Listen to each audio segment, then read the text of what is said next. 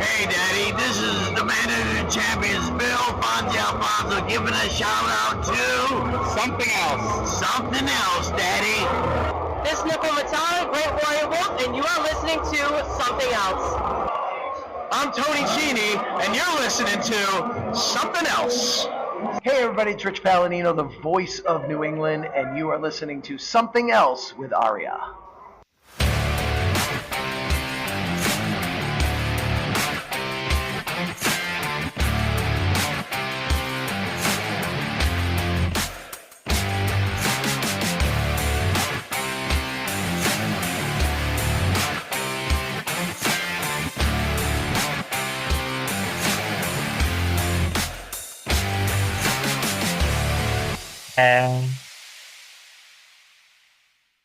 Welcome to episode number 161 of Something Else.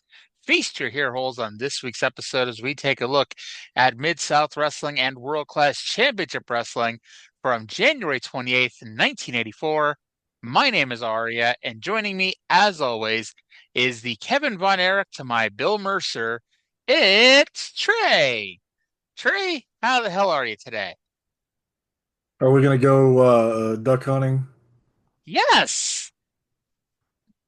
Fantastic. Looked like they were having a good time. Wouldn't you want to go duck hunting with Bill Mercer?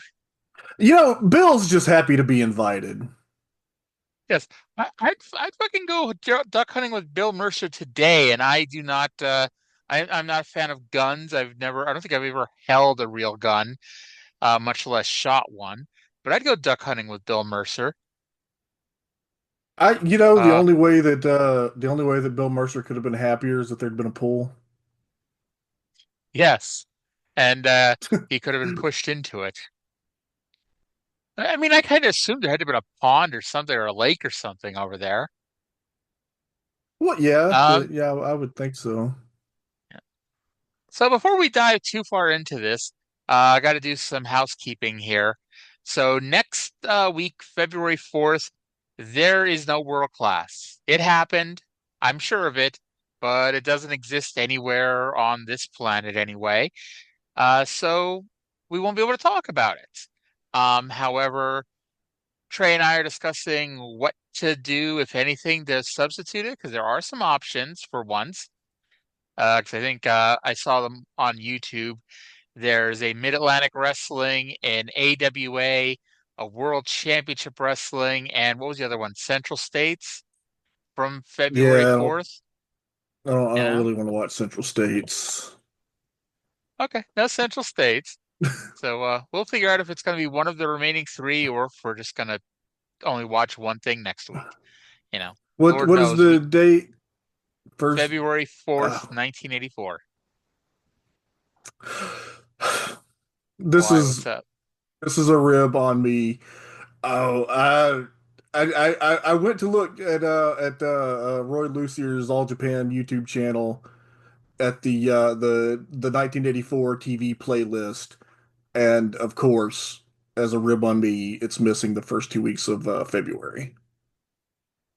I went and looked at Memphis because I'm like, okay, let's do some Memphis. Well, the other side of Louisiana, and no, that week was skipped too. I don't know what the hell's going on February 4th, 1984, but all the wrestling has disappeared. It's something.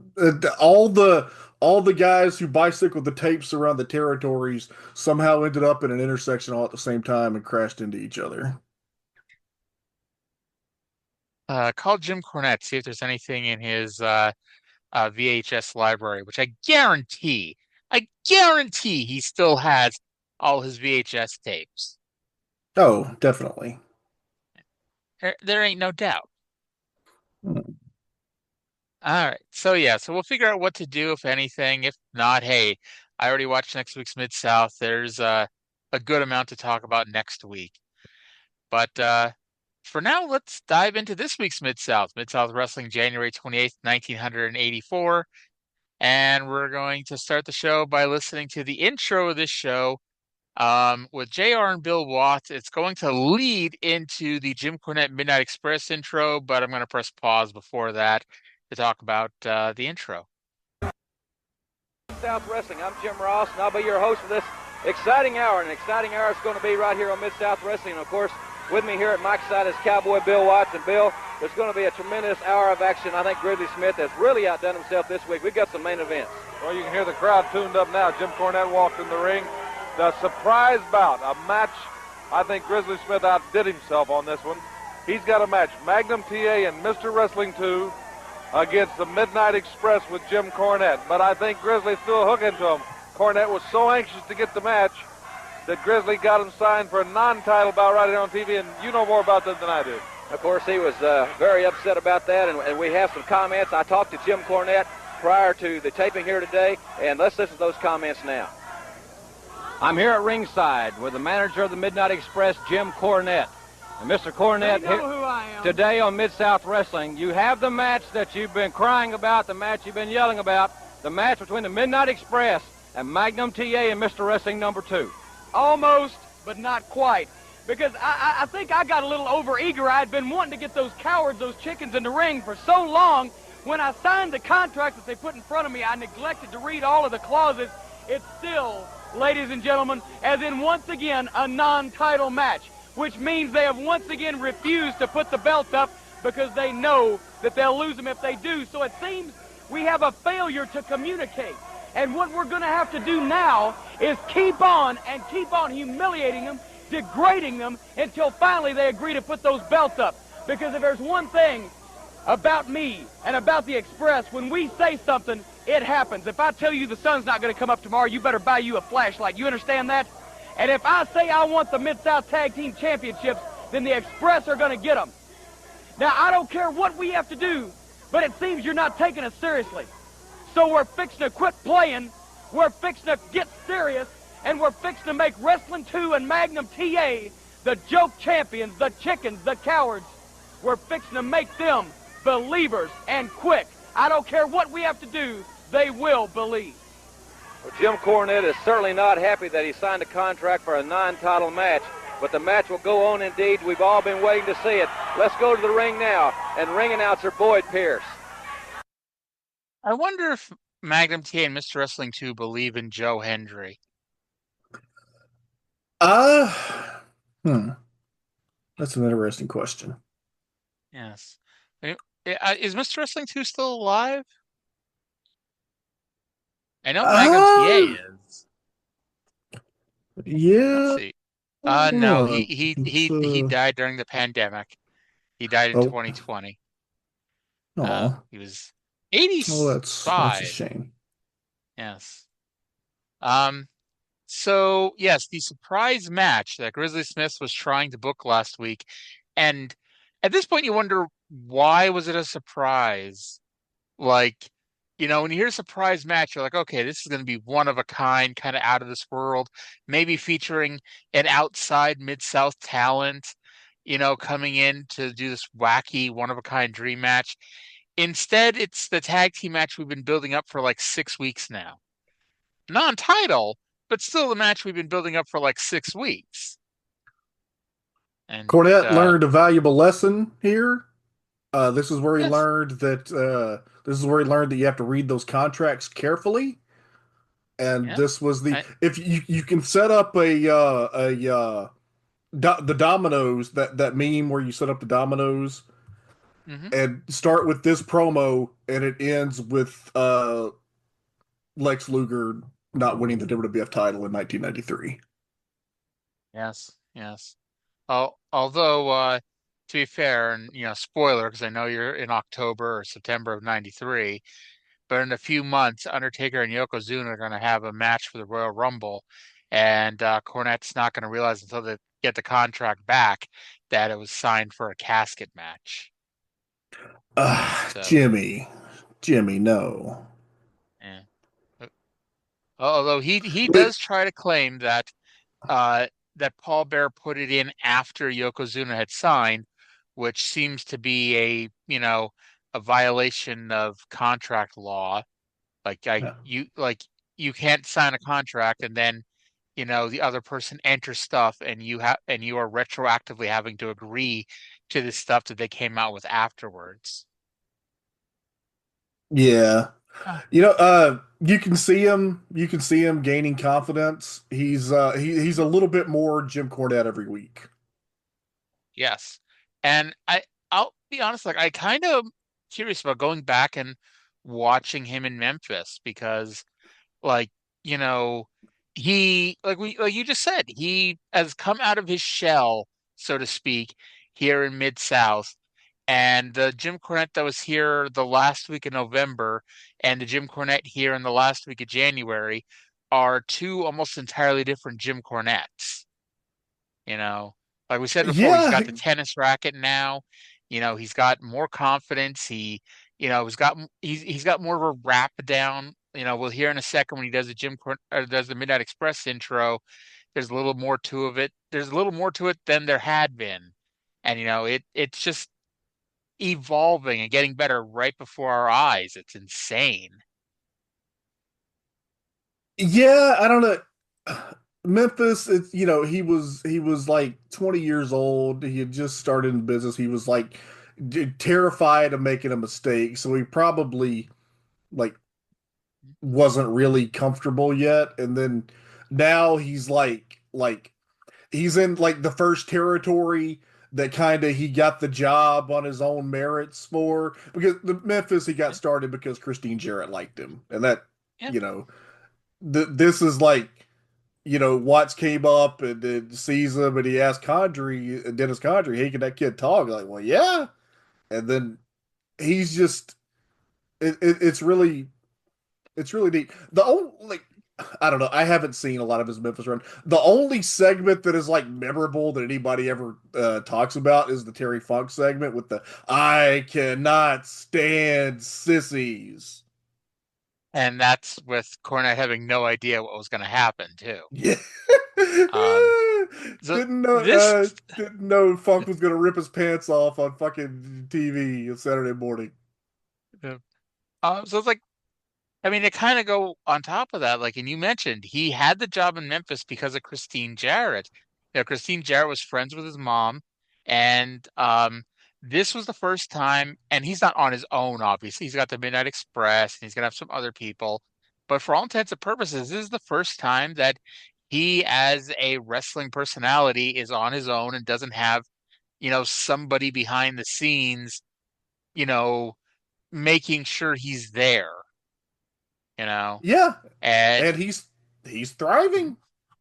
yeah, and we might as well play it here. Here's the intro with Jim Cornette, and just to set the stage, Boyd Pierce's suit.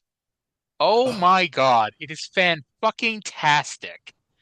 Boyd It is. Pierce might Boyd Pierce might low key be the star of this show. I honestly like Reeser comes back in a few weeks, and I'm sad because as much as I love Reeser, Jim Cornette ripping on Boyd Pierce's clothes is like the best part of these shows sometimes. It's so much better with Boyd Pierce as the ring announcer and Jim Ross on commentary. It's so much better. So it's like we talked about this a few weeks ago when the first time Cornette took the mic from Boyd and ripped on his suit, Boyd gave him a death glare. It's like that death Oh, glare is back tenfold this week. oh, the way that he glared at this motherfucker the whole time. He takes his microphone away and does an introduction, and you just see the profile of Bill Boyd. I'm sorry, not Bill, but Boyd Pierce. He just turns toward him, and he's just glaring like, "Who does this little motherfucker think he is?" It's just fucking fantastic. Oh God. So yeah, Boyd Pierce's magnificent purple suit. There's like I don't even know how to describe it. It's like the jacket, the vest, and I think the tie are exactly the same. It's the same kind of dull purple. It's like got squares on it. I don't know what's the best way to put it. Like it's all like it's got a square pattern up and down it, and then he's wearing a light purple shirt underneath it. This is a man who I don't know how old he really is, but he looks like he's in his 50s or 60s at this point. And this is how he dresses on television. And Jim Cornette, who, you know, if anybody's going to dress like an ass on television, it's Jim Cornette.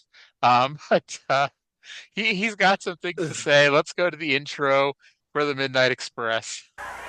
This event One fall with a 10-minute time limit, a non-title match. Introducing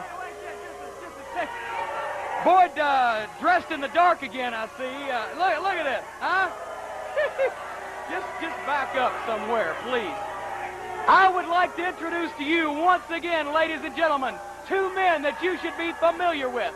The men that made chickens out of your Mid-South Tag Team champions. None other than my boys, the greatest tag team of all time, Loverboy Dennis and beautiful Bobby, the Midnight Express. Okay, so what I forgot or neglected to note was, and you heard me laugh when Boyd Pierce started talking, all of a sudden you see Jim Cornette's head peeking from the side of the camera and looking up and down Boyd Pierce, looking at his outfit. And Boyd's not even turned towards the camera. He doesn't know what the hard camera is at this point because he is just standing sideways staring at Cornette. Like his arm, like he had the microphone in his arm, and of course he has the arm up holding the microphone. Cornette takes the microphone and Boyd doesn't even drop his arm right away. He slowly lowers it while getting that death glare on. I want Jim Cornette versus Boyd Pierce more than any match I've ever seen in my life. Okay, I need you to play the thing for like 15 more seconds. I don't want to play the Midnight Express theme. Oh. That's the problem. Yeah. Oh, I guess we're on YouTube. So yeah, I don't want to get... That's I don't... Boyd starts to introduce the champs, and they hit the ring hot, and Boyd just goes, making their way to the ring, and I'm leaving. Yes. Let me see here. See how well we can do this, because the Midnights are walking to the ring right now. Tap on wood. Do do do do do do do do do do do do do do do do. I used to have that as my ringtone. I don't know why all of a sudden I can't press mute or unmute. And I'm leaving. Yeah, you got the end of it there. Boy. Let me see 1 second. Oh, God damn! Gonna get us in trouble. And I'm leaving. Oh Lord, yeah, I'm gonna get in trouble for that one, I'm sure. Oh, but hey, the 30 people who will listen to this will appreciate that. Boyd needed to be heard. Yes, but unlike drunk Mark Lawrence, he did not stick around and finish the intro while the guys are fighting around him. No, Boyd has a sense of self-preservation. Yes. Did you notice Joel Watts had the biggest shit-eating grin on his face during while the babyfaces hit the ring and beat up the Midnight Express? Yeah, I didn't notice. Yeah. Biased Joel Watts here. And actually, the funny thing is, because I've watched the next few episodes, I don't think he's on the next few episodes. I have to go back and rewatch, or at least be reminded when we do the shows in a few weeks. But like I seem to remember him like not being on the show all of a sudden. So maybe Bill was mad about his boy smiling through the whole thing. He was reprimanded for his favoritism. Yes. So II did the earthquake running sit-down splash to Condrey's thigh. Midnight Express got the heat on II, and Condrey dropped him with a backbreaker on the same thigh II did the splash on. So maybe Condrey has a thing for having II's body on his thigh. I don't know. The finish saw Cornette pull down the top rope as TA was running the ropes. Cornette gave the Midnight Express his belt, and they whooped II with Corny's belt for the disqualification. TA tried making the save, but got laid out. A climax and Cornette hitting him with the belt too. Finally, II got some chairs and they ran the heels off, but not before Mr. Wrestling 2 channeled his inner Sabu and threw a chair right at Condrey's head. I don't think Mr. Wrestling 2 thought that Condrey was going to stick around and take the chair to the head.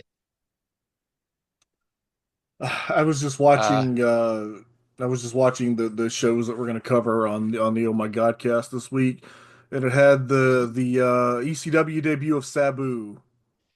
And I was just thinking, man, this guy sucks. But he just has such fucking, like, he's so unique that he's memorable. Yeah. It's funny because like Sabu's one of those people like his stuff does not hold up when you go back and rewatch it. Oh. But 93, 94 Sabu, like that was somebody special. In And like 1995, Dave wrote in the fucking Observer that Sabu was better than Bret Hart.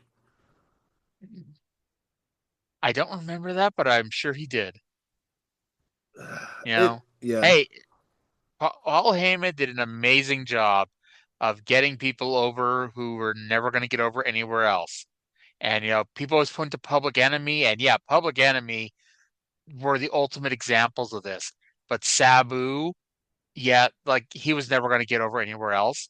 Like Taz, like I love Taz, but like Taz was never going to get over anywhere else as Taz. You know, any version of Taz. And Yeah, so I'm kind of just now seeing Public Enemy for the first time. Like I've seen, just some odd like pay-per-view matches and stuff, but I've never seen them on like weekly TV. I didn't like they're those that ECW brawling style. They're not like classically great wrestlers, but those motherfuckers can talk. yeah, they had Anywho. personality, and you know, when Rick Steiner's not there to drop you on your head and laugh at you on a pay-per-view, you know, they aren't too bad.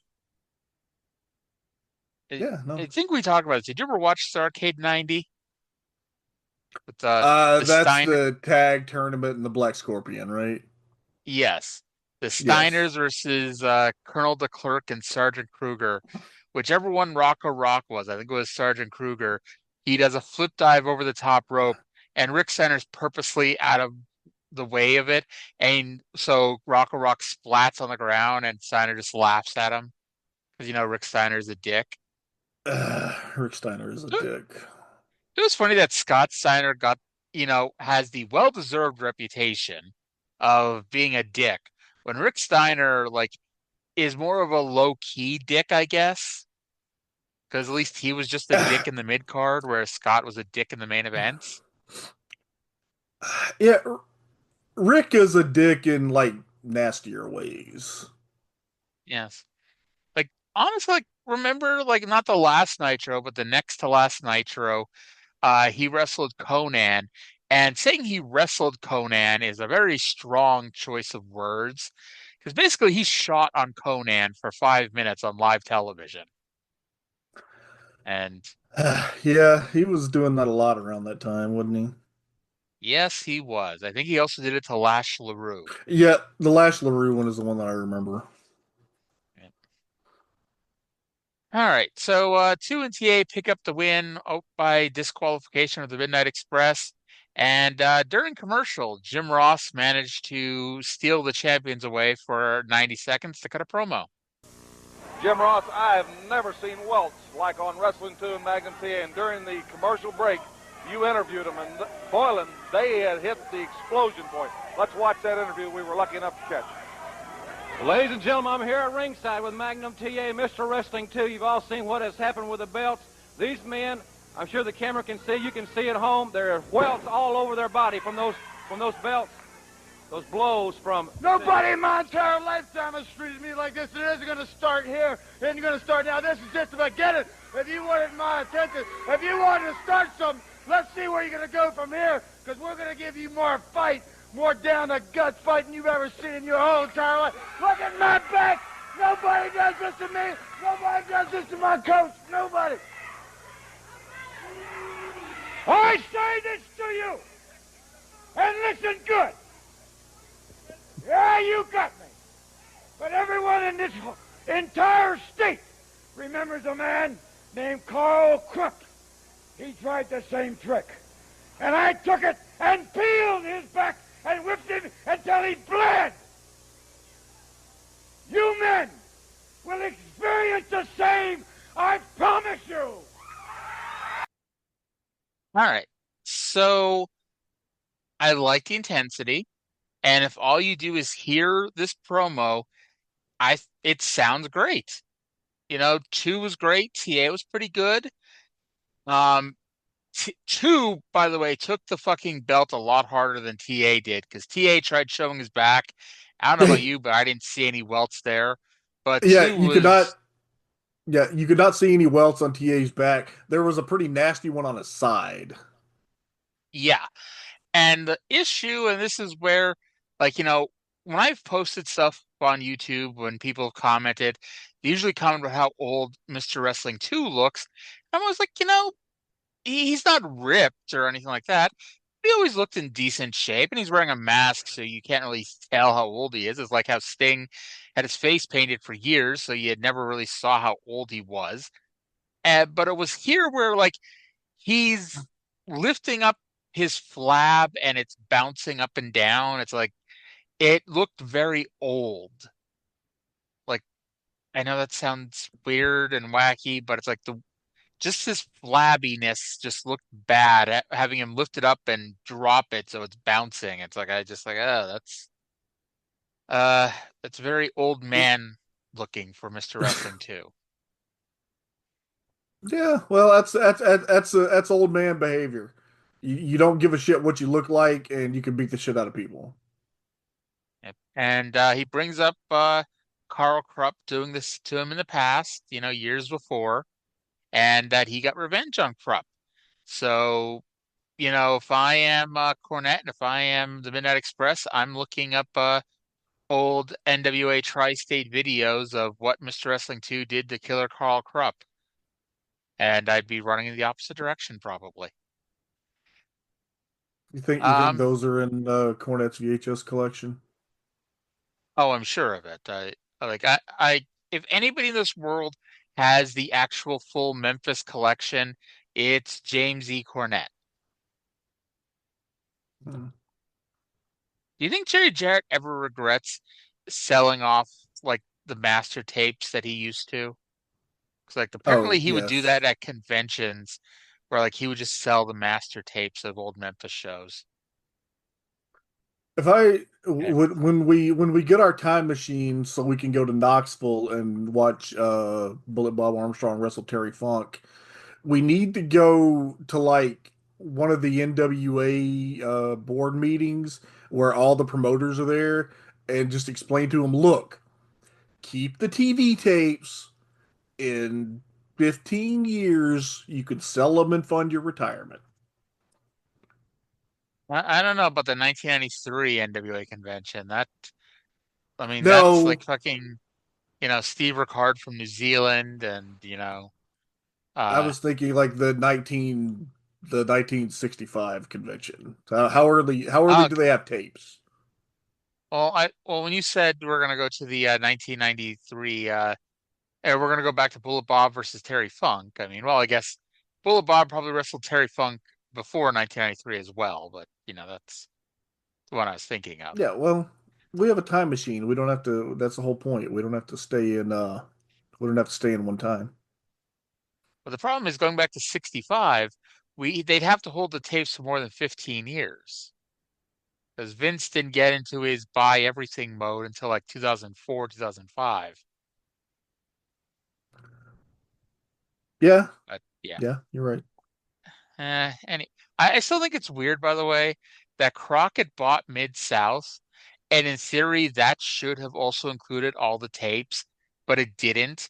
So Vince had to not only buy, WCW along with the WCW tapes, which came with, whatever he got out of the Mid-South purchase, but he then also had to buy the Mid-South tapes as well. Not that Vince McMahon is crying for money, or anything like that, but I just always Now thought that was weird that the UWF stuff after Crockett bought it from Watts, well, that would be a part of the WCW library, wouldn't it?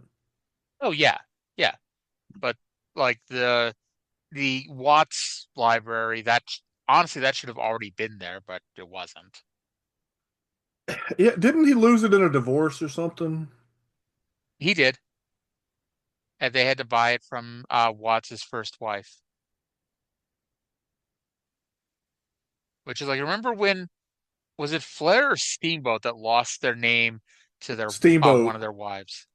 Yeah, Why Steamboat. don't Oh, why don't man. why don't I remember Flair like for like a week he lost the name or there was some controversy over it and they had to like either not put his name on a graphic or misspell it on purpose because Ricflair was owned by Beth or something. I don't. But oh, I don't remember I this. I could just be remembering wrong. Oh well. But anywho, uh by the way, that was the last audio clip we have for this week's Mid South. Hope you all enjoyed the audio.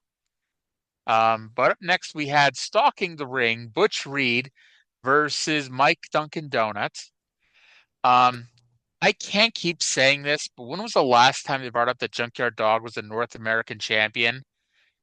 I know he leaves in I 7 months, but it's so fucking obvious that it's time for him to go to a new territory. Like, Yeah. I like he really like I don't say he got hosed when Dundee came in, but it's obvious Dundee has like no plans for him. It's like, and it's not even a case of, oh well, he's the champion, so he's going to be on he's going to be on TV less and less, than everyone else. Because if you watch Memphis, like Lawler was on every fucking week, so it's not even that case. It's just that Dog's a North American champion. He's barely on TV, and when he is, he's never defending his title. They don't have any challengers talking about wanting to win his title. Like we had Nikolai Volkov talking about wanting to win the title about 2 months ago, and that ended. Um, and in my opinion, it's a little insane. And I brought this up because when Reed came there, and I'm like, oh, look, it's the North American champion. I'm like, oh, yeah, it's not the North American champion. It is Um, not. And Reed wins with the diving shoulder tackle, and the fans cheered, which I raised my eyebrow when the fans cheered. Yeah, well, Reed looked really good. By the way, I'm just looking at my record book here. Looks like in January, Dog was mostly working with like Volkov or like in a tag match against Volkov and Darso with like Duggan on the house shows this month. Honestly, when I looked it up, he didn't even look like he was working very much either. It looked like whatchamacallit that he was more off than he was on. Because I went looking to Yeah, see if like, well, that maybe he's touring around, going to different territories. Because I still contend they were trying to that Watts was trying to get him up in the argument for the NWA title, and of course they were never going to take it seriously. But I still think Watts was trying to do that. Yeah, also the results in this book are like pretty incomplete. You see that when you get to 1984 and suddenly there's all these little like one lines where the only result is the Midnight Express match, and that was because all of that came from Cornette's records. It came from the Jim Cornette Midnight Express 25th anniversary book. Yes. That's a By the way, great book too. they ran a spot show in my hometown April 5th, 1984, where the Rock and Roll beat the Midnight by DQ. They couldn't be nice enough to wait until you were alive to run that spot show. That was very disrespectful of them. Yep. Trying Jim to think when my D'Anvil Neidhart. parents. I like to think your I, parents I, went to that show. no, I was Or trying to remember. I was trying to think if my parents were together yet, but they were. They got together in like '82. there you go. Maybe they went to the show together. Who knows? This is where you're going to tell me that they weren't wrestling fans at all. So, um, No, they don't. No, absolutely not. Jim D'Anvil Neidhart versus the world's strongest jobber, Mick Henry. Um, Neidhart's beard is really growing in here. Um, and I wrote that Neidhart wins with a clothesline, but he's actually on his way out the door. He's gone by the end of February. From here, he Hmm. does a tour in New Japan before going to Memphis and Florida before heading to the WWF. WWF this year, and is it next year? I think This it's year, the right? end of '84. Either end of '84, beginning of '85, because they buy Stampede in like August, and the only person who goes is Brett at first. Yeah, Because but like Dynamite. I'm sorry, the deal was supposed to be for Brett, Dynamite, Davey, and Neidhart. Neidhart. Yeah. And like Dynamite and Davey went for like a week, and then they quit. And I don't think Neidhart went at all until either the end of the year or the beginning of '85. Well, it ended up working out all right for him. Yeah, I think it worked out all right for Brett Clark. Yeah. After the match, Butch Reed ran down and gave him a diving shoulder tackle off the top rope, and then threw Neidhart over the top rope to the cold, hard concrete floor. So this feud must continue, and I guess Butch Reed is the heel, although this has been a really weird program.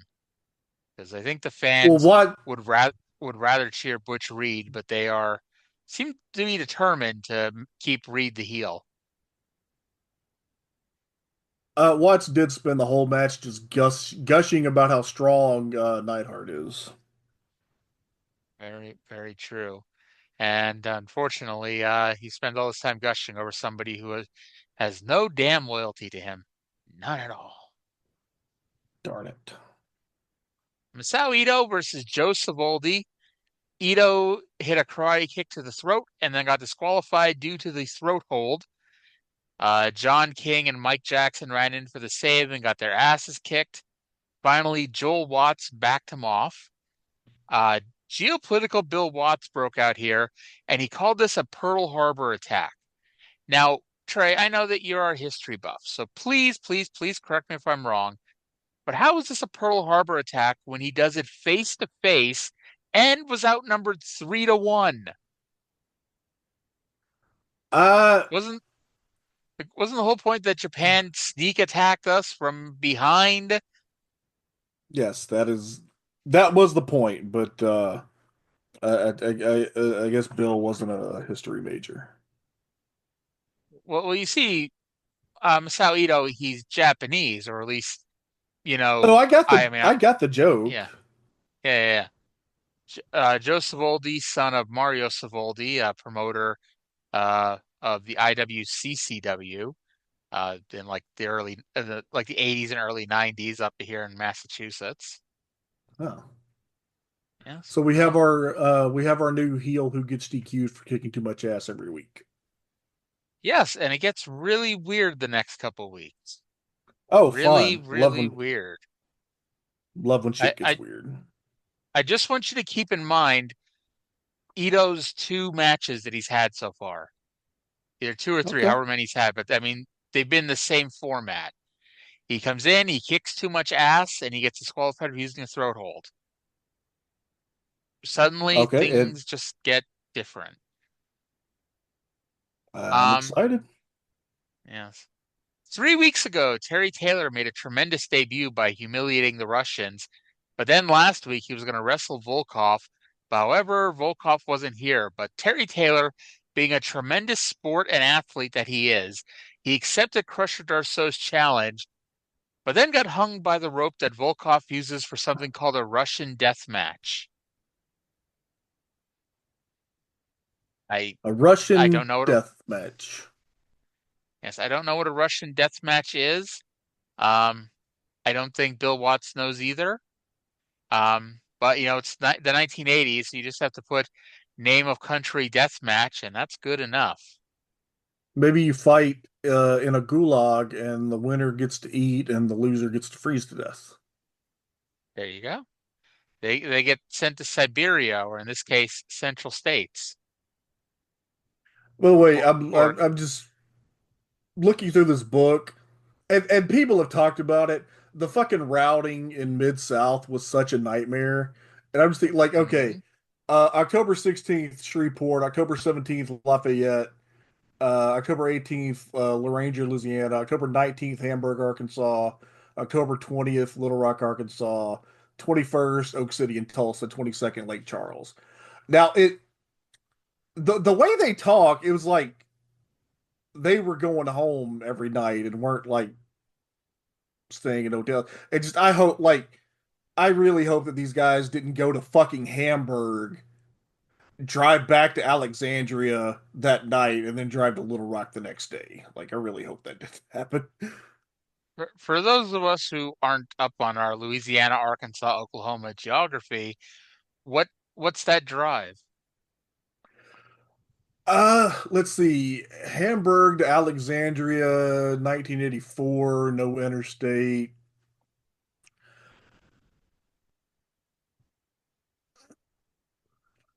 5 or 6 hours?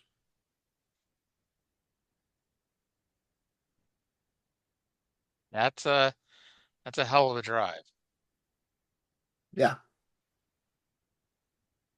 And that was like maybe not every single week, but that was a hell of a road trip on a, frequent basis.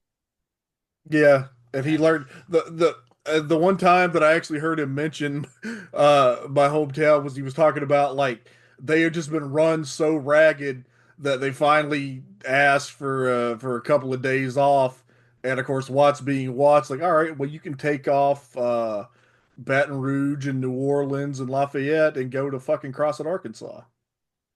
So they didn't ask for no more days off after that. I imagine not. Although it's like when you think about it, it's like they were at the top of the cards. If anybody was going to be able to get away with that, it was going to be them. Because like, what's Watts going to do? Fire them? Because I mean, especially at this time, it's like it's kind of surprising because like workers had more power in the 80s than they ever did at any point since. Because like now that every territory went out of business and you only have, one or two companies that are gobbling up everybody, you don't have any choices. But like in 83, if Cornette went to them and the Midnight Express went to them and said, hey, can we ease up a little bit on the schedule here or whatever? And Watts said, ha, fuck you. It's like, well, no, fuck you, because we're going to go to Georgia next. We're going to go to Florida. We're going to the Carolinas. It's it's kind of funny that way. And as we saw with Brody all those times, it's like if you can draw, they're going to bring you back no matter what. So, at least until they stab you to death. What do you think the least horrendous territory was as far as like road, road time, and road condition? Honestly, I mean, the weather sucked, but I guess like, the AWA, because, Well, you yeah, always hear like they basically had the summer off and, yeah. you know, But they had shit like um, you'd have to like work Minneapolis and fly to Denver and fly to Vegas. It's what? like Knoxville was like a territory that people liked because it was like a short trip territory. But I hate driving in mountains, so that's a no for me, dog. This thing, like, until they expanded, I'd even say Crockett, because like you're going from Baltimore to the end to the southern tip of South Carolina, which isn't too bad. Yeah, yeah. I don't think Crockett would be all that bad. Florida, I would imagine Florida has deceptively long trips because Florida's oddly Yeah, shaped. yeah. Florida is a deceptively big state. Yeah. All right. So apparently we're avoiding talking about it, but we got to. Jim Duggan and Brian Adidas versus Nikolai Volkov and Crusher Darceau. Um, Volkov sang the Russian national anthem when Brian Adias and Terry Taylor, who is definitely not Jim Duggan, ran in to start the match. Apparently, the Russian national anthem will turn you into Terry Taylor. Um, according to Bill That Watts, the Rush. I'm sorry, go ahead. Yeah, they just said that Terry Taylor is taking Jim Duggan's place. No further explanation was offered. We don't need no further explanation. We are informed the Russians then had to regroup under the 38th parallel, according to Bill Watts. Um, and then apparently they went back above the 38th parallel to get the cold on Brian Adias. You get it because, it's Russia, so you're not getting the heat, you're getting the cold. Oh, It's hilarious. that's clever. Yes.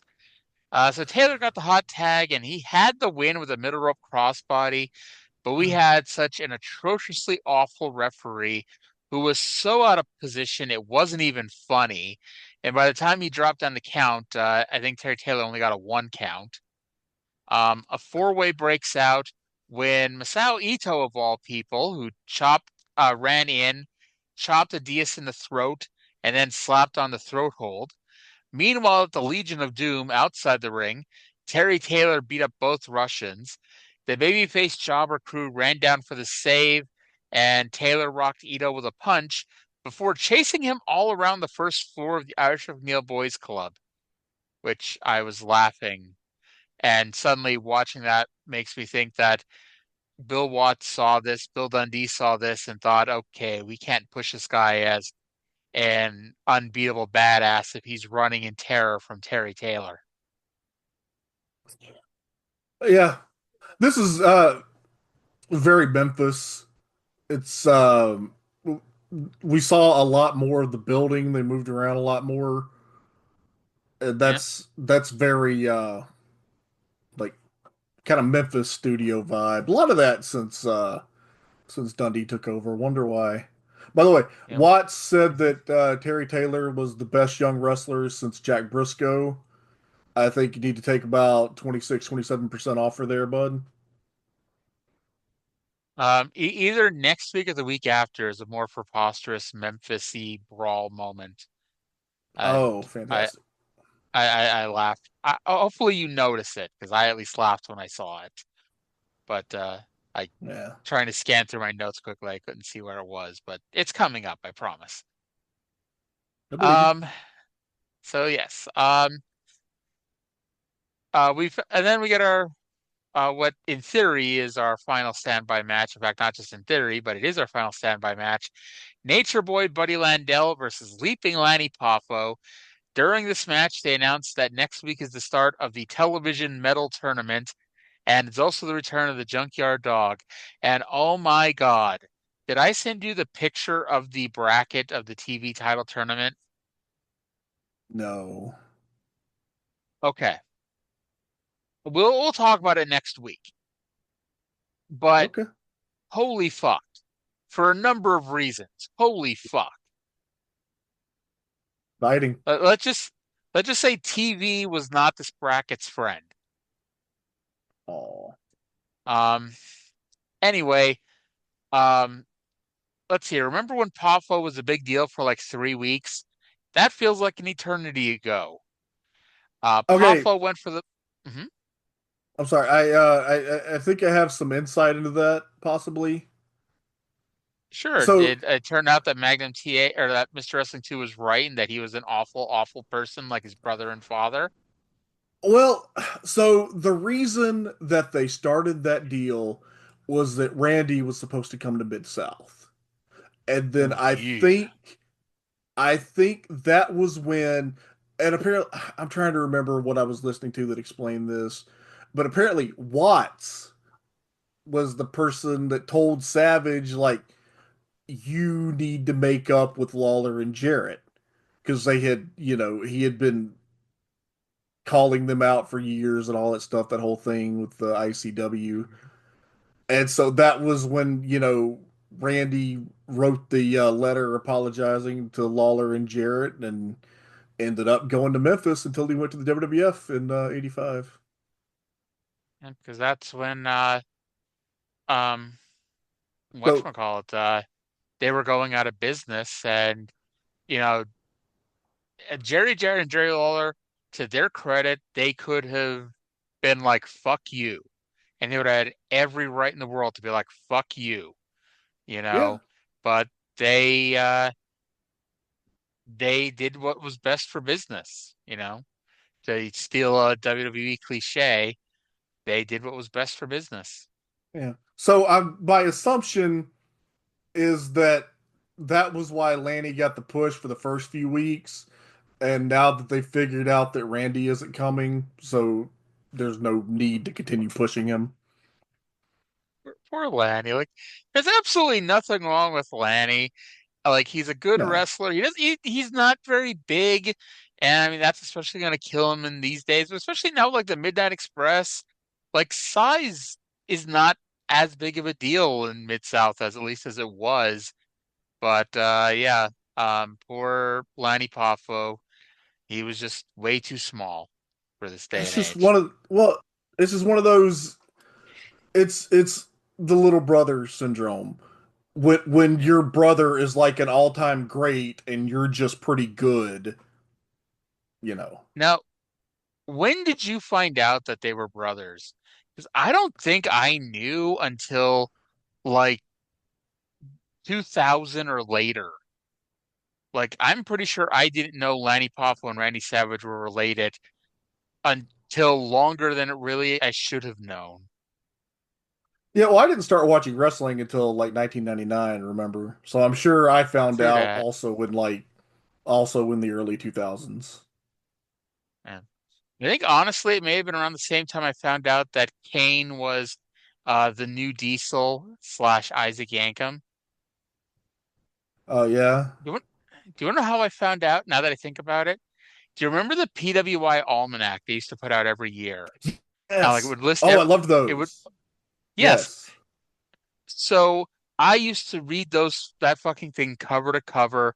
I'd memorize it. That was my holy grail because this is before I knew what the Wrestling Observer was, et cetera, et cetera. It was so I put down my $4 a year for the PWI Almanac. And I remember there'd be that middle section that would list every wrestler. It would list their heights, their weights, where they're from, etc. And I remember because it stuck out to me that New Diesel slash Isaac Yankem was listed as 6'7" and 345 pounds from Knoxville, Tennessee. I'm like, that is such like it's a lie because he's 7 feet tall. They said it on TV, 7 feet tall. So of course he has to be 7 feet tall. But anyway, then the like 1998 PWI Almanac came out, and Kane was listed as 6'7", 345 pounds from Knoxville, Tennessee. I'm like, Yeah. holy fuck, it's the same guy. I love those almanacs so much because that was like, I was when I was first getting into wrestling, and Hmm. like I was just fascinated by the history, but I didn't know any of it. That was the first place that I saw like they had the results of like every pay-per-view ever and also title Hmm. histories. And Yep. discovering that wrestling title histories was a thing that people kept track of was a life-changing moment for me. Yep. That's how I discovered things like how All Japan would vacate the tag titles every year for the tag tournament and shit like that. Yeah. You know, I like Hmm. it's amazing. I legitimately I think the first like large book I ever read cover to cover was the fucking PWI Almanac. Like I read the Hardy Boys books and I read those types of like the 150, 200 page books that kids would, start to read. But like the PWA Almanac was like 400 pages and that was like the biggest book I'd ever read up to that point, which Yeah, also tells you so much about me. I was a somewhat precocious child, and that I read at a very advanced level. So I was reading shit that like a 10-year-old had no business reading. But it just goes to show you, any book is a children's book if the kid can read. Yeah. Did you ever I imagine obviously Pennsylvania and Arkansas had different, scholastic goals and whatnot, but did you ever have to do like yearly standardized testing when you were in elementary school? Yeah. And it would tell you what grade level like your math and reading was in. I I Yeah, think that's where I don't even remember ever getting the results of those. we used to get them with our report card. Um, Yeah. and I think that was the first time that my competitiveness came out because it would piss me off that my classmates would, be better at things than I was. If I remember right, like pre No Child Left Behind in Arkansas, we just took the standardized test and they did whatever they did with them, and we never heard about them again.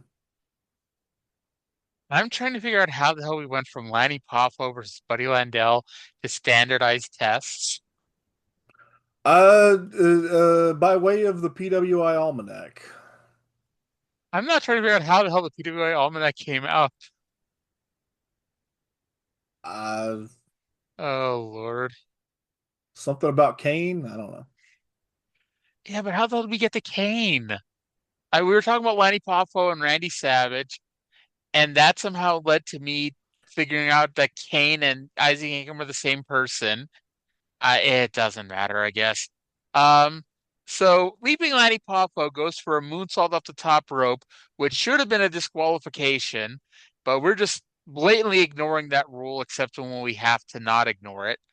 Landell got the knees up, slingshot at Poffo over the top rope to the cold, hard concrete floor. Back in the ring, Budrow won with his delayed elbow drop. I think, chronologically speaking, this would be the first time that I've seen the knees up moonsault counter. It's possible. Much like Cornette's tennis racket last week, it's one of those things you've seen 8 bajillion times, but Yeah. You never really think about, hey, this could have been the first time ever. By the way, Lanny did the Lance Storm rolling half crab, which was cool, but it was just a transition. I don't know for whatever reason the enhancement matches seemed better than usual this week for whatever reason. Mm-hmm. Pretty choice line. Watt said that Landell goes after his opponents, quote, like a ravenous wolf after a caribou. Let's see. I think like part of the reason why they seem better because what were the matches? Buddy Landell and Manny Poffo were two very Yeah. talented wrestlers. So even though, it's a job match, it's two talented guys. Joe Savoldi, I mean, that match was like 30 seconds. Mick Henry and Mike Dunkin' Donuts, I mean, they did not last very long either. So the show flowed. It moved quickly. Plus you had that good long, tag match early on. And I guess it's a stretch to say it was long, but it wasn't a short match either. So yeah, Time I and a think the half. show flowed better. And Yeah, it then was yeah. mhm, The show is much improved. yeah. So this really shows the difference between, Bill Dundee booking and Ernie Ladd booking. Because we had just enough time for one of two things. Either a random jobber tag team match with two sets of jobbers against each other, and I didn't even write down who was supposed to be originally, or or we could have a Rock and Roll Express music video. And if this was Watts, it would be, jobber match all the way. But or not Watts, but Ladd. But no, it's Bill Dundee. So we got a 4-minute Rock and Roll Express music video set to Rock and Roll's King, which I believe is their Smoky Mountain theme. No, the Smoky Mountain And theme, or well, the one that they've been using is old time rock and roll, but they may use this as another point. somebody uses this then. I don't know why this theme is stuck in my head and from wrestling related, but I don't know. I'll be watching something like, oh, that's where it's from. But anyway, so this was a lot less hilarious than last week's video, Yeah. sadly. Um, there was a lot more wrestling and a lot less Ricky and Robert staring at the camera. And among the teams Yes. we saw Go them ahead. beat Mid-South veterans grapplers number 1 and number 2. Do you know who grappler number 2 is? No. Nerdy White Boy. Oh, yeah, okay. Yeah. So, We did get a little. I'm sorry, go ahead. This was less comedic than last week. It was better because it was just clips of them wrestling. But oh my God, the little inset, like, not promos, but when they would do the inset promos, it were those with no sound, and it was just like Ricky and Robert in the insets watching themselves wrestle and smiling. Yes. Ricky Morton, he would nod his head and bobble a thumbs up and down in sync with each other, and it just was goofy beyond belief. Robert Gibson was staring at the camera and also staring at a fly off camera. And that brought us to the end of the show here. And I hope you enjoy Rock and Roll Express music videos, because we're going to get some more of them here for the next few weeks. I can't wait. Yes. So a fun episode of Mid-South, I think we can say. This might be the best episode since I started watching. I'll be honest, like it was a low bar, because you really came in during a shit period of Mid-South. That's true. All right. So before we move into World Class, I wanted to ask you, so when are we going to move to Titan Towers in Stamford? Were you the one that bought it? Sadly, no, but whoever the guy is that bought Titan Towers in Stamford, Connecticut, is turning it into an apartment building. So I just assume, like, you and I are obviously going to move there. Well, you think it'll be? It's for some reason it'll be in the lease that we can't do podcast about non-WWE things in the former Titan Towers. I would hope not, and I think also we should demand that our apartment be Vince's office. I don't know about that. There might be some if those walls could talk. Some bad mojo in there. Yeah. Also, it's been 30 something years that we've been listening to Shawn Michaels' theme song. Why does he think he's cute, but he knows he's sexy? I don't know. Remember, this was about, I don't know, circa 2015, like 10 years ago. I was like kind of early in living with my wife, so she would be around and hear wrestling on. And the first time she ever heard that song, she just goes, "That's his music?" And I said, "Yeah." And she was gross. And she can't even see him, so she doesn't even know how gross he is. It's just gross conceptually. Indeed. It's funny because, like, I knew if I posted that in enough places, someone would make sure to be like, "Oh, well, don't you know, Sensational Sherry originally sang that song about him, and it made more sense." I'm like, it's not the fucking point. Like, I know Sensational Sherry sang that song. I fucking know everything. Dave Meltzer thinks I know too much, but the point is, it's literally his theme song. Look, sometimes when you gender swap a song, you got to adjust it. Indeed. I looked to point out, by the way, I did get my weekly 20 words in the Observer this week, and once again, I didn't get credit for it. Oh, did you? Did you read this week's Observer? I glanced at it. I haven't delved into it. I think I messaged you the same thing at some point, but Dave was talking about AEW's age problem, and as you know, it's very fucking well known. The fact that it's taken Dave this long to figure it out is kind of crazy, but I pointed out that a few years ago, either 2020 or 2021, AEW did a battle royal where, like, all the guys who were getting pushed were all guys in their 20s. And at the same time, WWE did a Royal Rumble where out of the 30 men in the match, only 2 of the 30 were in their 20s. And it was Otis and babyface Dominic Mysterio. So obviously not the most, well-pushed wrestlers in the company. And that was in the Observer this week. And I did not get credit for it. But, oh well. Well, I got you on the podcast. Yes. He did? No, we'll credit you on this podcast. Okay. Yeah. There we go. Yeah. So from here, we're gonna skip west. I don't remember what direction Dallas was from Shreveport. We're gonna skip west to Dallas and go to World Class Championship Wrestling. Let's go to the intro with Bill Mercer. To World Class Championship Wrestling from the famed Sportatorium the most famous wrestling arena in the world. Remember when Iceman Parsons was so tragically burned by Akbar, Skandar Akbar the man?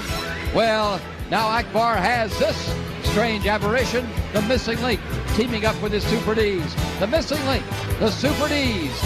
A six-man tag team event against the vain and wonderful Kerry Von Erich, the Iceman Parsons, and gentleman Chris Adams. Our main event, the six-man tag team. Also, Mike Von Erich, gorgeous Jimmy Garvin, and a couple of newcomers, Chief White Cloud and Ron Cheatham. Next, we have the great encore match of Kamala and the Junkyard Dog on World Class Championship Wrestling.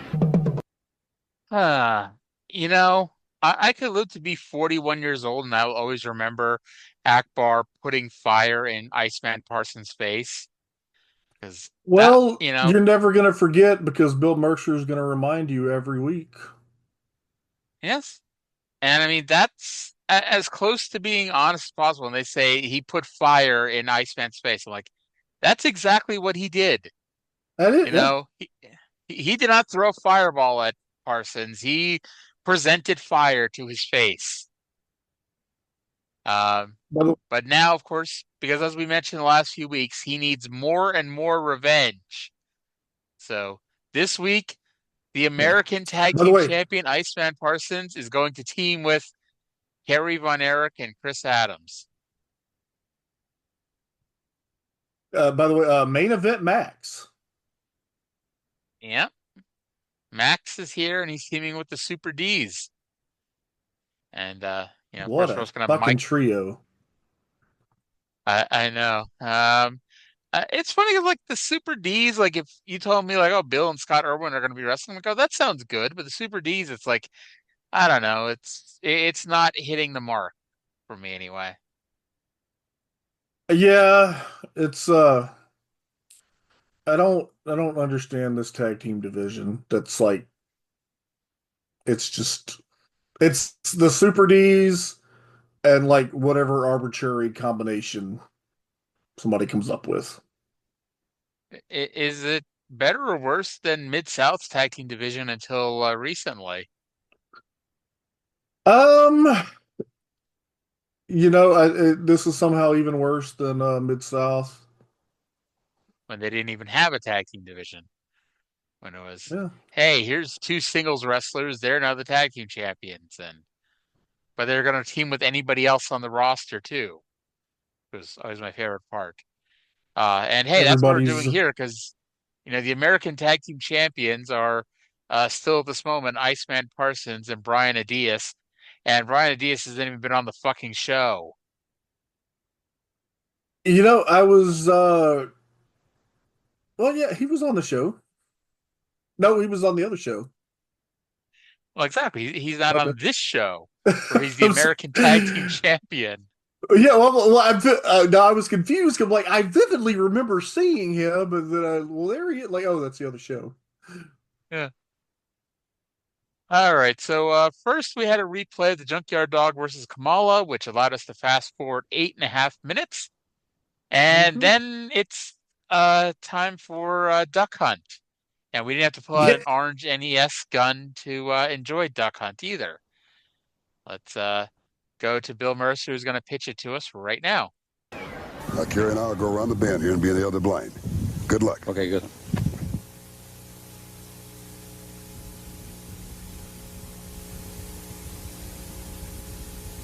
Kevin, what are we going to get? Many mallards drop in here? Yeah, that's mainly what we shoot are mallards, but you know, a lot of ponds you hunt, you get a lot of wood ducks, teal, and some canvasback sometimes, but we'll mostly be trying to get mallards and mallards today. They're the biggest. It's been a little warm lately, though. Do you think will they stop? Nah, I don't think that'll affect it. I think they'll come on in. You know, it's great to come out here and get away from the city. I guess probably a lot of people don't realize the strain. You're working nearly every night. You're going around all over the country. This must be a great way to just take some edge off. Oh man, you're right, Bill. I'd probably crack up if I didn't have the country to come out to. You make your living in the city, and you have to live there. And and deal with it. And it's not so bad, but it sure is great to have a place like this to come to. Well, you got I guess a great heritage. All your brothers and your dad sort of started you this early. Well, we're all country boys. We've grown up out here in Lanka, swum in this pond here, swam in it. The natural things are things I get off on. I don't get off on disco dancing and all that city life. This is really where I'm at. This is where my head is. Wait for your daughter to get old enough to come out. We'll have to see about that. Okay, Bill, this is it. What? There's some coming in. Let's get ready now. Let's let Dad call him that.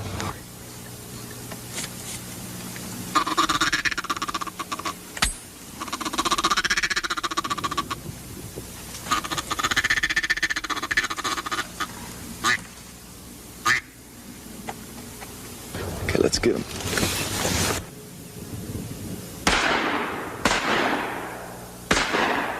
That was one heck of a hunch, you know it? Sure was, Dad. How'd you like those guys? They got every darn duck before it got to us. Well, it's quite a guess we got more Bill Mercer there, huh? That's a great hunt. This is the best hunt we've had all year. I never saw so many mallards in my life. Bill, how'd it go? Oh, it was great. I really appreciate you having me out, Fritz. Nice to have you, William. You come back and see us anytime. Yeah, you Great, sure do that, great, Bill. great, We had a great good hunt. time. Thank you. It was a good hunt. That was a great. It was a good hunt, you know. It's funny. The first time I saw this, I did not realize that it was Fritz blowing the duck call, because like the whole thing, you heard it. The whole thing was Kevin and Bill Mercer talking, and the only time you saw Fritz and Kerry was at the very beginning and the very end, and then when they cut to Fritz blowing the duck call. Well, who Fritz blows on his own time is his own business.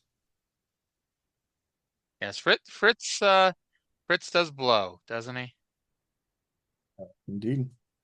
All right. I was confused because I thought Bill Mercer was the guy that showed up at Fritz's house to tell him that David died. And so I'm like, do you think Watts rescinded that invitation to come duck hunting at any time when he showed up at Fritz's house to tell him about David? But that was David Manning. David who I hope Manning, got yeah. fired for waking Fritz up. Actually, the story is he didn't wake Fritz up. Fritz was already awake, but still, I don't think Yeah. David Manning was fired. And he saw the look on Manning's face and just said, "Which one?" I mean, I don't even know what to say. And we're gonna have some I don't know what to say here in a few weeks because yeah. Mm-hmm.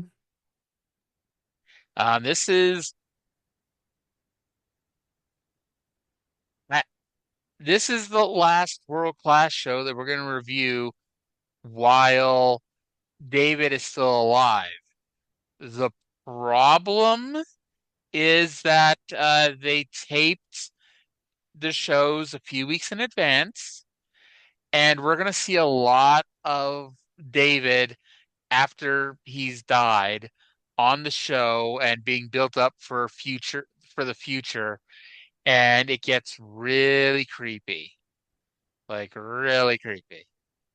But that's future us's problem. Yeah, fuck him. Yep. So we got the young superstar Mike Von Erich versus Ron Cheatham. Mike is currently number 4 in line in the Von Erich dynasty. And I wrote he's about to be number 3, and I really should stop making jokes about this. Cheatham channeled his inner Test and Damian Priest when he got his leg caught in the top rope. Mercer continues to plug the potential 6-man tag match between the Freebirds and the Von Erichs, and I still think they should do the segregation match where they have the ring on the Texas-Oklahoma border and the Freebirds have to win on the Oklahoma side. But unfortunately, that is way more creative than World Class is going to put into it. I guess it's not physically possible to have half the ring in Texas and half the ring in Georgia, is it? Probably not. Now, could we have the match in Atlanta, Texas? Is that a real place? It's a little hole in the road town. I've driven through it many times. You know, if only we had I don't know, did Matt Hardy ever teleport?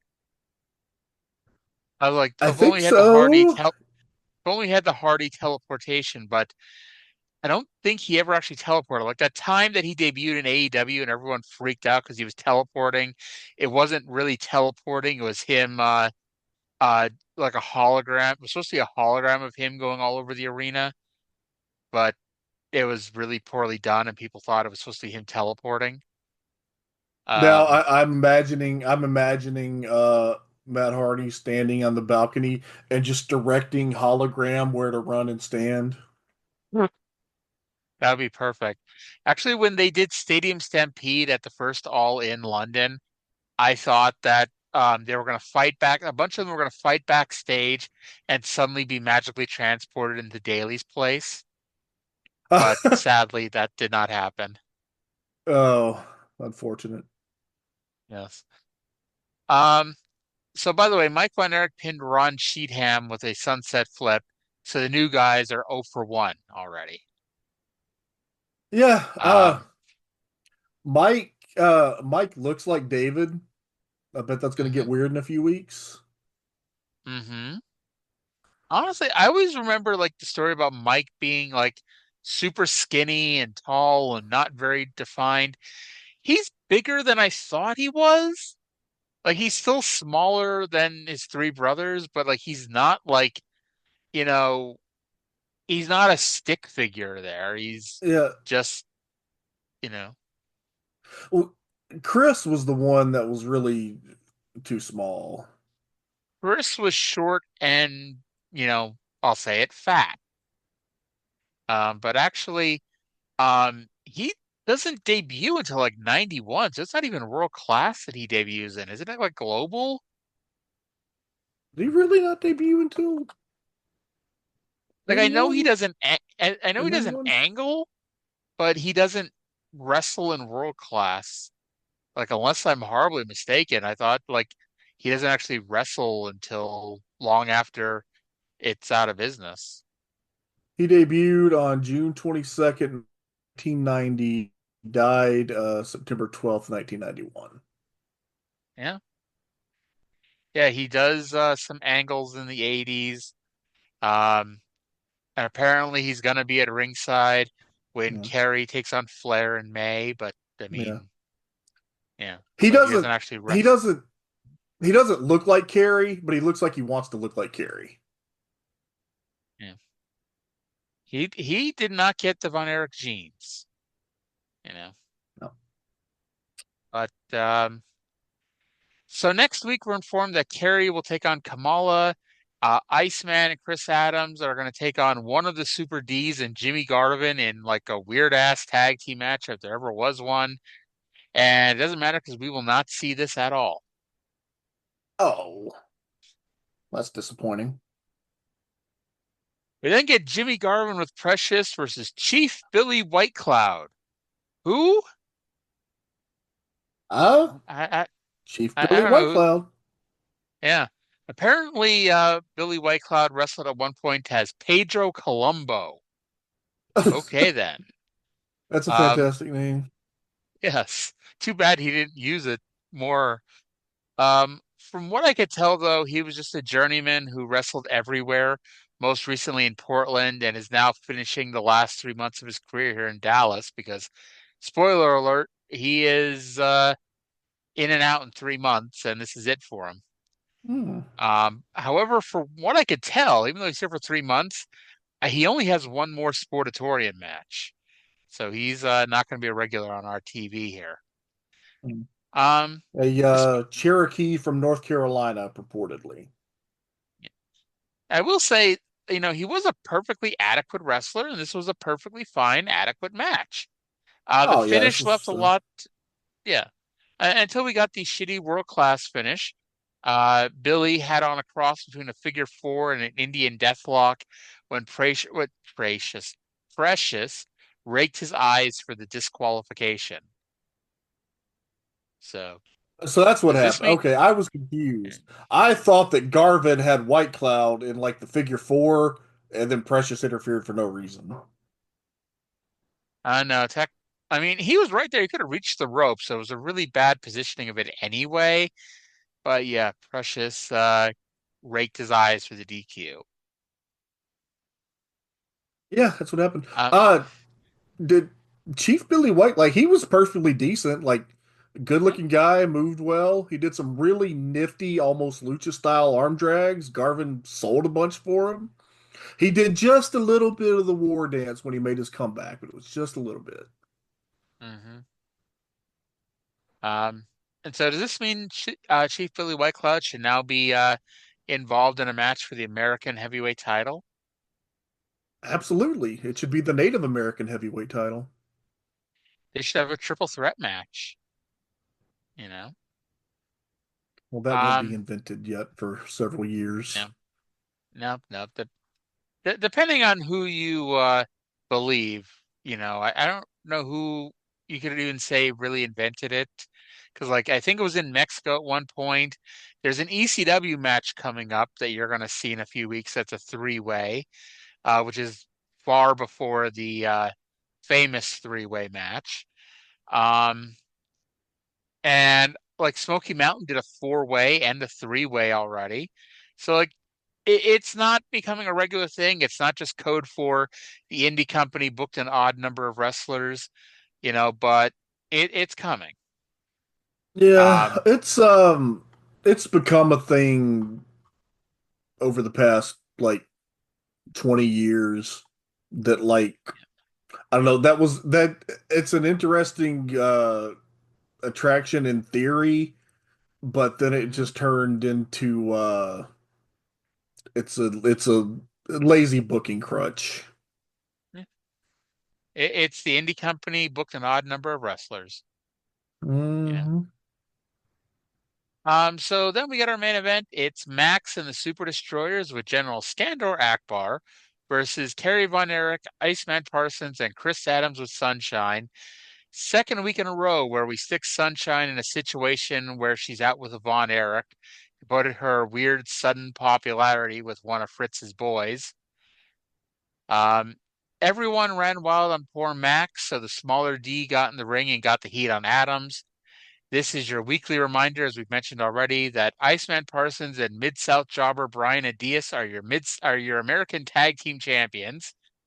Iceman got the hot tag and ran wild with a bang on the head off of a D, and then had the match won with she calls that the rear view.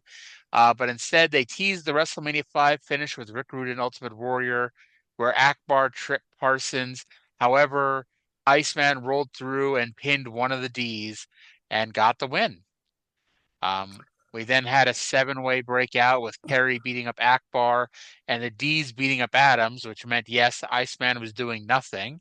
And eventually the babyfaces stood tall.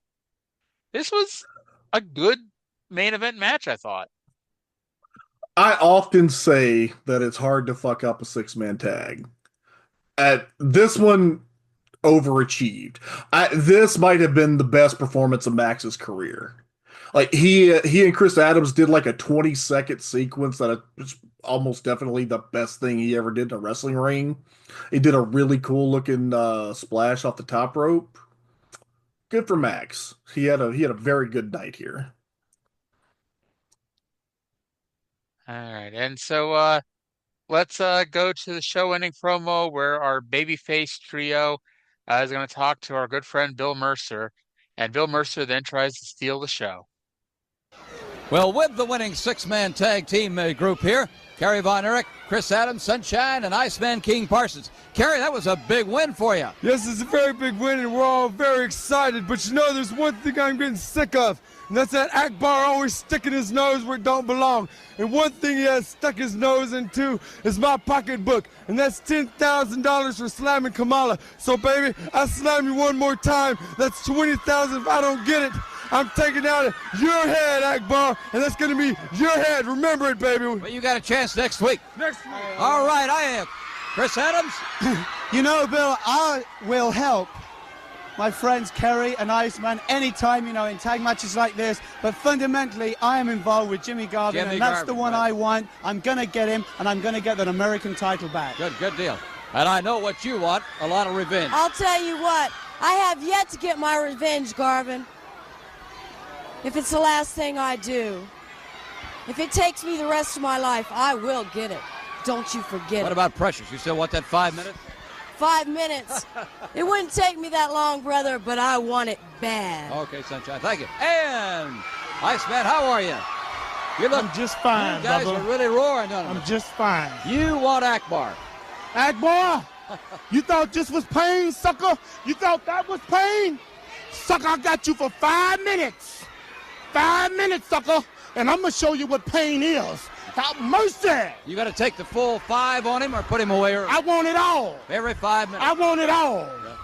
I'm dogging you, sucker. I'm dogging you for 5 minutes. You all mine. And that's the gospel. Thank you, Iceman King Parsons. Well, I think each one of those gentlemen has a certain interest that we'll find very exciting on world-class championship wrestling. Now, coming up next week, you've got Iceman King Parsons and gentleman Chris Adams. They're battling as a team again against a Super D and gorgeous Jimmy Garvin. Plus, we'll see Kerry Von Erich and Kamala, and maybe Kerry can go for another body slam in 10,000. I'll be seeing you. I'll be seeing you. Indeed. I had written down the timestamp to cut him off before we started plugging next week. But when he finished with "I'll be seeing you," I'm like, okay, I gotta make sure that plays.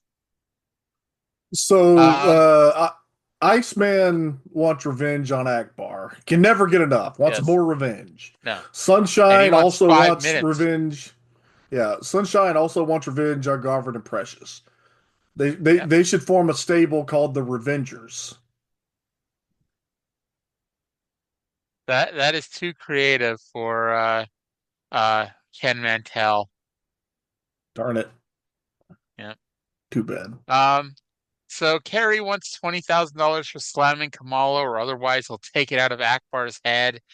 Adams will help these two anyway, or anytime, but he's planning on getting the American title back.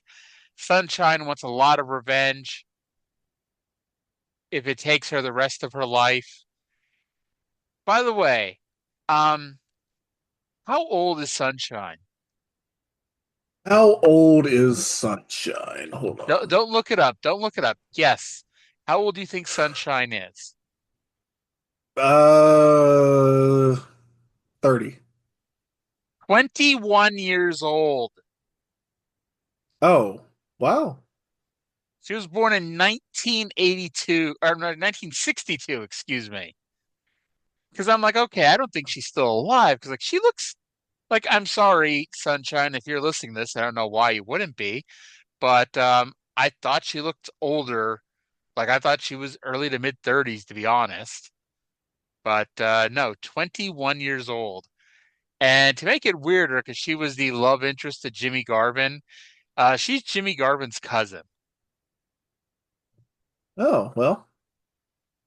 Yeah. That's depends on what territory you're in, whether you're a babyface or not for that. Go to Continental. You'll get over. I was gonna say, what about in Dallas? I know you're in Houston, but I mean, do you think Kissing Cousins could get over as a babyface team in Houston? No, but maybe in Alabama. Maybe we could get Jimmy Garvin and Sunshine against Paul and Katie Lea Burchill.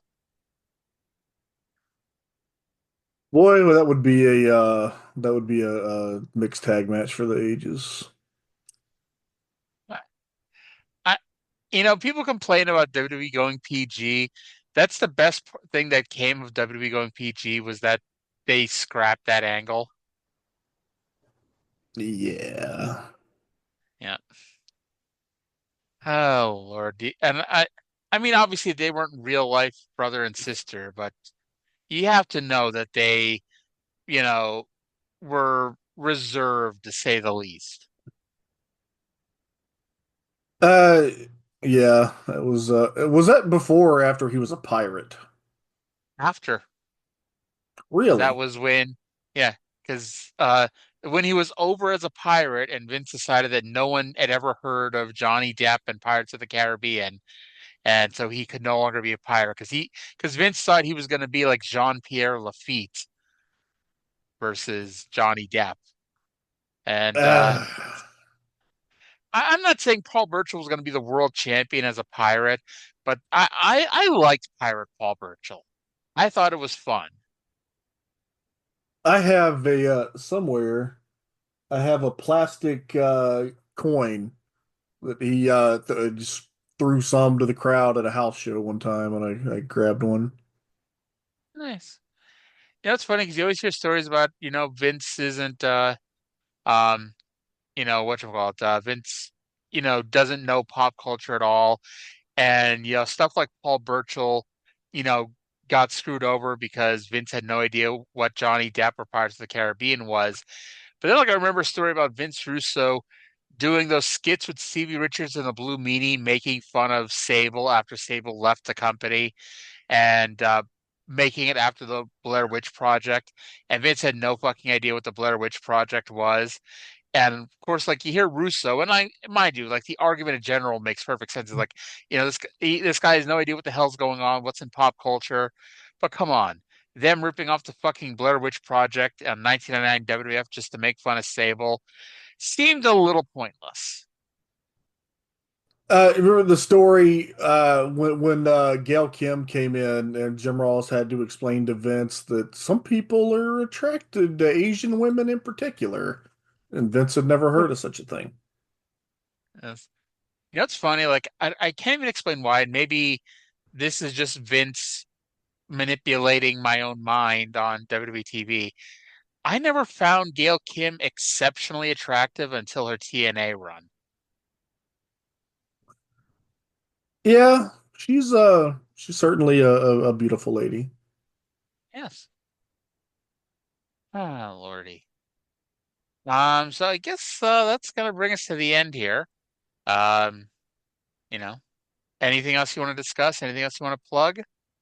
Well, go listen to the Oh My God cast because I gotta hang up on this at 11 o'clock at night and finish that second ECW show so I can do the show tomorrow. So please appreciate my effort.